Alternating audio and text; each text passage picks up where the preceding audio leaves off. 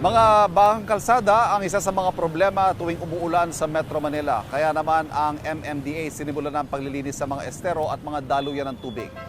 Live mula sa Maynila, may unang balita si Nico Wahe. Nico.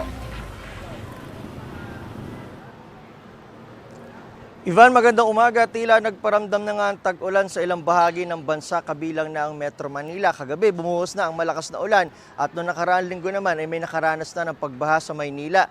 Kaya naman ang ilang mga ahensya ng ating gobyerno ay naghahanda na para sa tunay na pagdating ng tag-ulan. May mga panaka-naka ng pagbuhos ng ulan sa Metro Manila. Gaya kagabi nang biglaang bumuhos ang ulan bandang alas 9. Noong nakaraang linggo, bigla ring umulan na nagdulot ng pagbaha sa ilang lugar gaya sa Taft Avenue sa Maynila. Sa kabila niya, wala pang dinedeklaran tag-ulan na pag-asa.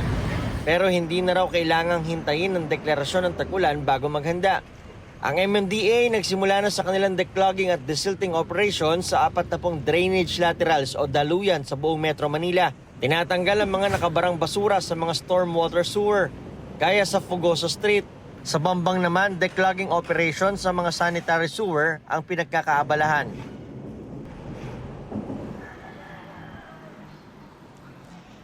Ivan, nandito ako ngayon sa Estero de Magdalena dito sa may Recto sa Maynila. At yan, nakikita nyo si Sir Danny de la Cruz na isa sa mga tinatawag nating river warrior na araw-araw ay naglilinis nitong Estero de Magdalena para matanggal yung mga basura na yan. Makikita nyo ay nag-iipon-ipon na yung mga basura doon sa lambat. Yung may orange na barrier na yan, may lambat yan sa ilalim para hindi na kumalat pa yung mga basura dito sa buong estero.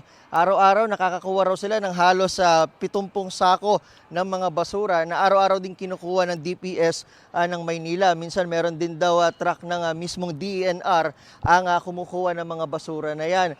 Sa ngayon mag-isa pa lang siya pero karaniwan daw ay 6 talaga sila at ang instruction sa kanila kada pagdating na ng tag-ulan ay dapat lagi silang nandito para sakaling rumagasa yung tubig kasama yung mga basura ay agad nila itong maisalok at matanggal at hindi na magdulot ng pagbara at hindi na rin magdulot ng pagbaha.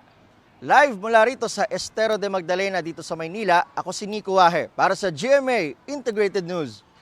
Kapuso, para laging una ka sa mga balita, bisitahin at mag-subscribe sa GMA Integrated News sa YouTube. Sa mga kapuso abroad, samahan nyo kami sa GMA Pinoy TV at sa www.gmanews.tv.